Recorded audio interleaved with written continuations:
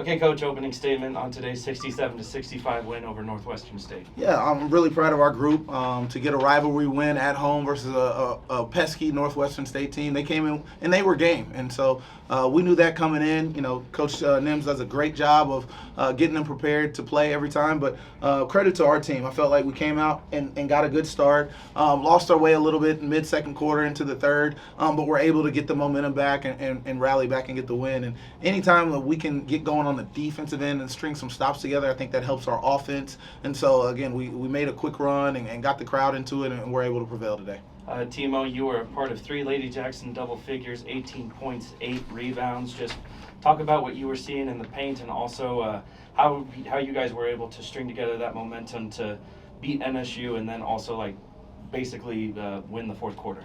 Yeah, all my teammates were looking for me, so I was trying to capitalize off of what they were giving me and then also trying to look for my teammates. So it's kind of taking advantage of the moments that we have. Media. Coach, you mentioned, the start because you had a double-digit lead. They snuck back into it. What happened for them to get back into that game?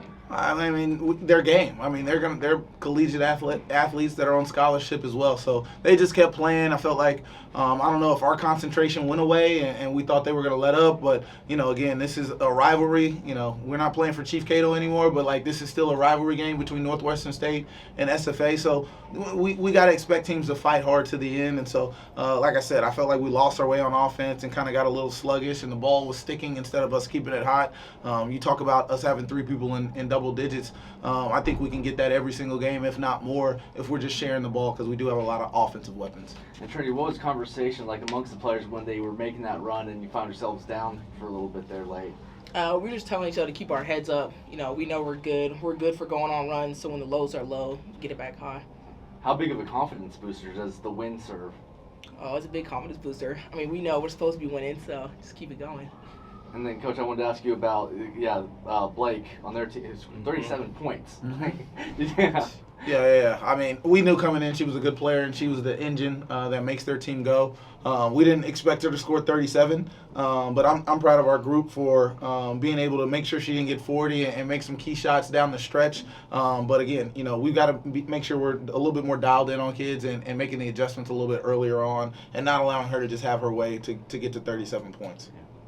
Yeah, Coach, that third quarter, you talked about the peskiness, maybe losing your way a little bit, 1 of 6 from the free throw line, then the fourth quarter, 13 of 16. Obviously a huge part in that, Ashlyn as well, knocking down some clutch free throws. Just kind of talk about how you guys were able to, keep the nerves down, especially late going down and then coming back from 5 points down with just under 4. Yeah, well, this week we had a spirited week of practice, I'll tell you that, coming off of a loss at Thibodaux, Louisiana. But we've talked about, in practice we do different situations. So we're up 1 with a minute to go, and we're on defense, or we're down 4. And so this week we did a lot of different situations just to put them in those difficult situations so that when it comes in the game that we're poised. And so I think they showed a lot of poise and they rallied together because, we didn't shoot the free throw well. We didn't make a 3 in the second half, and we're still able to get a win versus a really good team. So I credit this team for finding ways to win when our 3-ball isn't going the way we want to, when we're not making free throws that we probably should be making. I would even say we missed some shots around the rim that we probably normally make. So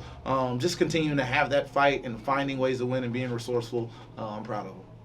Yeah, Coach, and then, lost 3 of your last 4 before today. Mm-hmm. Just kind of talk about, I know Trinity already talked about it, just the confidence you guys were able to get in this game and then heading into Monday's rescheduled game. Yeah, no, I think I want our group to stay confident. Again, I challenged them a little bit, but also made sure that they understood how good they are. They're a team that's 15-5 right now after this game and has done a lot of good things, but they've got to do it together. Again, I talk about all the weapons we have, but we got to get our weapons all firing at the same time. You can't just be looking at one and focused on one, because we're not very good when we're trying to do it alone. But on the defensive end, we start with the connectivity, and then hopefully that trickles over to the offensive end. Trinity, you had 3 blocks today. That ties your career high. It's the 5th time you've done it this season. What were you seeing on the defensive end in today's game? I wanted to have my teammates back, so if someone's getting downhill coming at me, I wanted to let them know I had their back, sending it right back to them. So. Mm-hmm. Last one for you, Timo. Specifically during your time here as a Lady Jack, it's safe to say that not only your role has grown, but also the production that you have been able to put out. I'm obviously with being now the focal point or one of the focal points in the paint and the Lady Jacks Center. Just talk about the overall growth that you have consistently been able to see, and then being able to be that consistent piece in the starting lineup this season. This is a great program to grow in. So I try to put out what's invested in me. So just kind of what's being poured into me and helping me. I want to give that out to my teammates, my coaches. Just play in a way that they know that I can play, and I know I can play as well. And then for both of you, just a short turnaround. You'll be back on Monday. Obviously, as previously mentioned, the rescheduled game, first part of the doubleheader against East Texas A&M at 5 o'clock. Just talk about what the next steps are from a player perspective and then a coach perspective. Hey, we're ready to go. We're trying to get 2 wins back to back going to the next week, so we're fired up and ready to go.